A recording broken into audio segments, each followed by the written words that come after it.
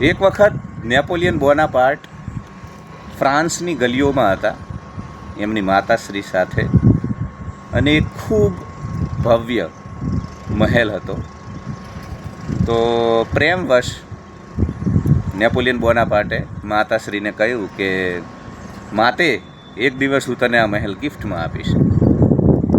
એટલે દારૂણ ગરીબીમાં જીવી રહેલા માતા અને એ પરિવાર, તો માતા હસ્યા કે તને થોડા દિવસે મતલબ સપના જોવાની ટેવ પડી ગઈ છે, જાગતા જાગતા જ તું સપના જોવા લાગ્યો.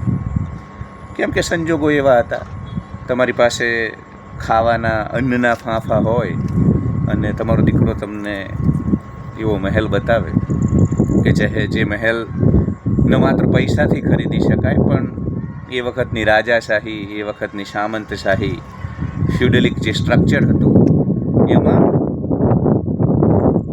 એ યાત્રા કરવી જે સંભવ લાગે.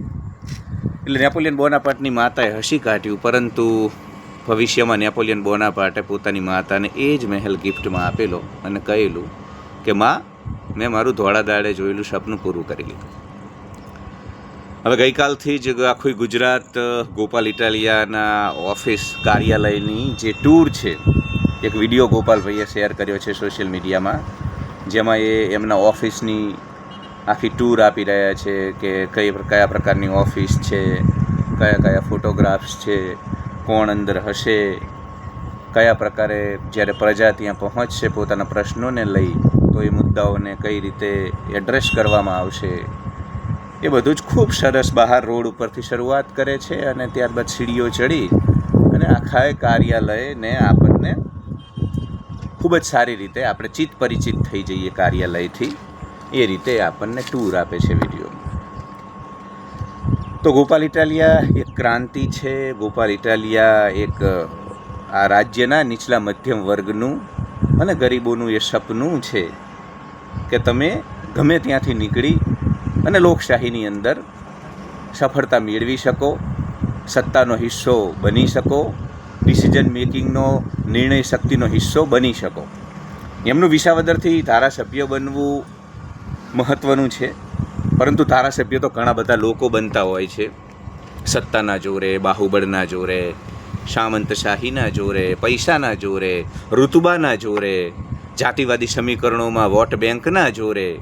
પણ જ્યારે એક નાનકડા નીચલા મધ્યમ વર્ગનો યુવાન કે જેને કોન્સ્ટેબલ બન્યો હોય 2 ટંકના રોટલા માટે, જીવન નિર્વાહ માટે, અને એ માણસ જ્યારે આવડું મોટું સપનું જોવે ત્યારે એમના સુરતના મિત્રો પણ હસ્યા હતા. ગોપાલભાઈ સાથે એમના જે મિત્રો હતા એમના પૂર્વજીવનના, જ્યારે ગોપાલભાઈ સપના જોતા હતા કે એક દિવસ હું ધારાસભ્ય બનીશ, એક દિવસ હું સત્તામાં આવીશ, એક દિવસ હું નિર્ણયની ભૂમિકામાં મહત્ત્વનો હિસ્સો બનીશ, પણ એ સપનું સાકાર થઈ ગયું છે.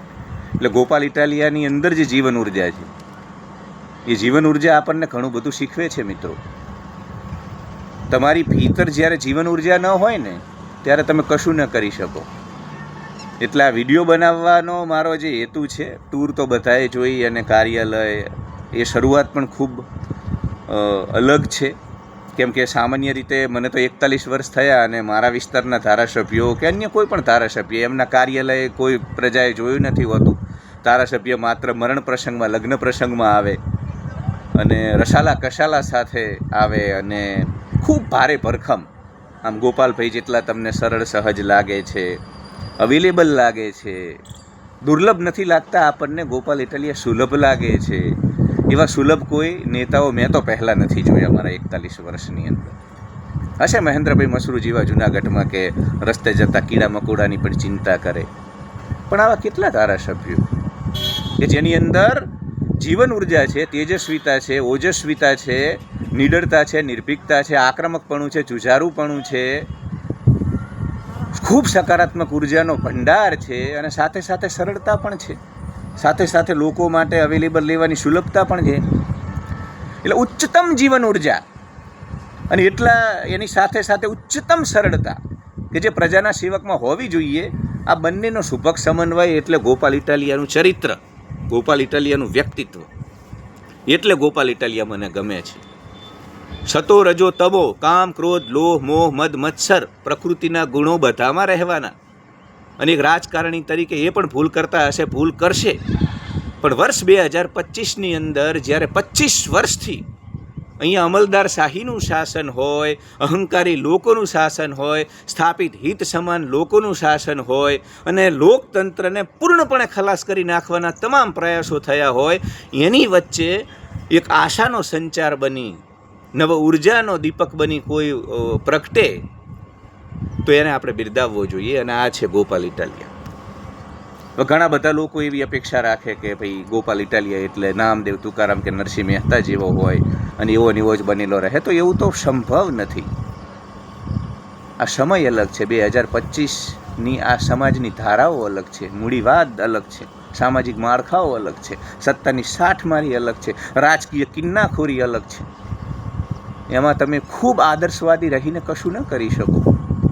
પરંતુ હેતુ ઘણી બધી વખત માણસનું દેખીતું કર્મ આપણને ભૂલ ભરેલું લાગે, ઉતાવળિયું લાગે, પણ એનો હેતુ એની ભીતરનું તત્વ.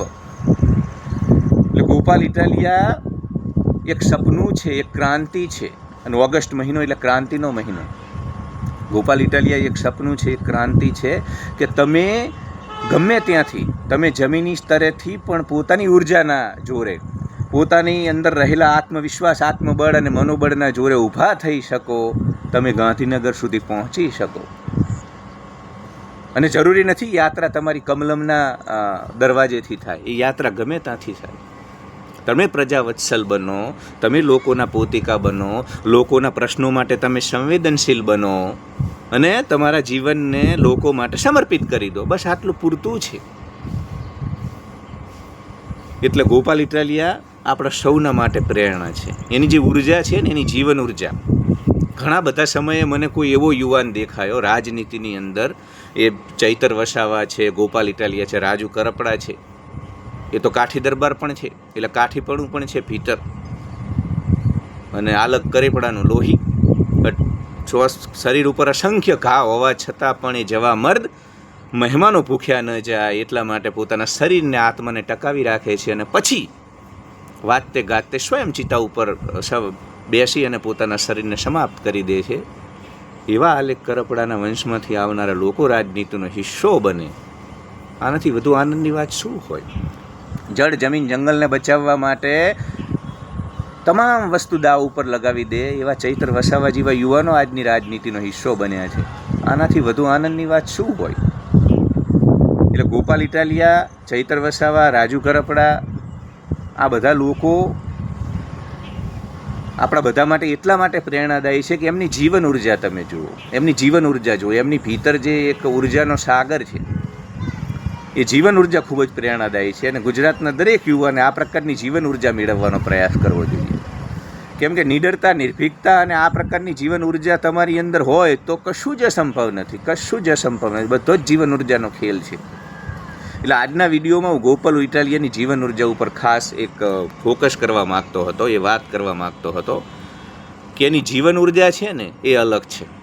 એ બધા કરતાં કામ અલગ કરે છે, એની રાજનીતિ અલગ પ્રકારની છે, એ બધું તો છે જ, પણ સાથે સાથે એની અંદર જે આત્મબળ છે અને એની જીવન, એની અંદર કરંટ છે. તમે જુઓ એના ચહેરા ઉપર હજારો સૂર્ય જેવું તેજ છે, એની અંદર હજારો હાથી અને અશ્વ જેવું બળ છે.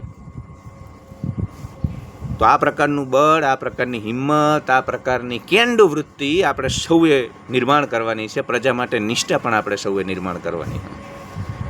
તો આપણે આવકારીએ છીએ એમના કાર્યાલયને અને આશા રાખીએ કે ફોન ભલે ન ઉપાડી શકે, નાનકડું શરીર, એક શરીર, એટલે મર્યાદાઓ છે, દિવસના 10-12 કલાક હોય, બધાને સંતોષ ન આપી શકો, પ્રેક્ટિકલી સંભવ નથી, તાર્કિક રીતે સંભવ નથી, પણ કમસે કમ કાર્યાલયમાં લોકો પોતાના પ્રશ્નને લઈને જાય તો એનું નિરાકરણ આવશે. અને 2027ની અંદર ગોપાલ ઇટાલિયાએ એક જે નવી રાજનીતિનો ચીલો ચાતર્યો છે, એ ચીલા ઉપર સૌને ચાલવું પડશે સત્તામાં આવવું હોય તો. એટલે એના માટે પણ આપણે ગોપાલ ઇટાલિયાને ધન્યવાદ. કેમ કે મેં કહ્યું ને કે અત્યાર સુધી તો ધારાસભ્ય એટલે બસ કે ગામના 2-4 આગેવાનોને સાચવી લેવાના અને મોટા મોટા પ્રસંગોમાં આવીને ગુમ થઈ જવાનું. પ્રજાની વચ્ચે સતત પ્રજાના સેવકને રહેવું જોઈએ.